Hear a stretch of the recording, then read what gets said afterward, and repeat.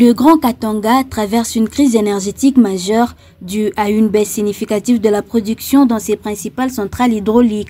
L'ingénieur Bakutu Bosomba Doudou, directeur de transport sud de la Société nationale d'électricité, a révélé ce lundi que la production actuelle de 673 MW est largement insuffisante pour répondre aux besoins estimés à 1095 MW. Ce qui nous donne 140 MW au lieu de 260 MW. Donc pour la centrale d'Insé qui est déjà un déficit de plus ou moins 110 MW. Zilo nous donne 70, normalement c'est 75 MW, mais actuellement nous sommes à 63 MW avec 3 groupes. Les groupes sont en bon état, mais par manque d'eau, comme le niveau est bas, on ne sait pas fonctionner les machines.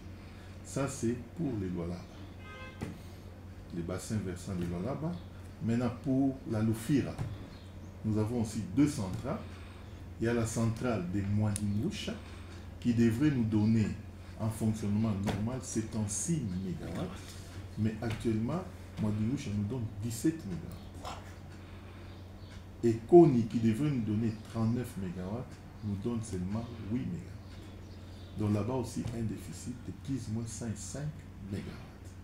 Donc si on voit dans l'ensemble, c'est plus ou moins 200. Les centrales de Mwadingusha et Nkoni dans le Haut-Katanga produisent actuellement 17 MW et 8 MW, respectivement contre les capacités installées de 76 MW et 39 MW. Dans le Lualaba, les barrages de Nzilo et Nseke fonctionnent également en dessous de leur capacité, injectant 63 MW et 140 MW, loin de leurs objectifs initiaux de 75 MW et de 160 MW. Monsieur Bosomba a attribué cette situation à plusieurs facteurs. Un bon fonctionnement, on devrait être à 1095 MW. Mais maintenant, nous sommes à 673.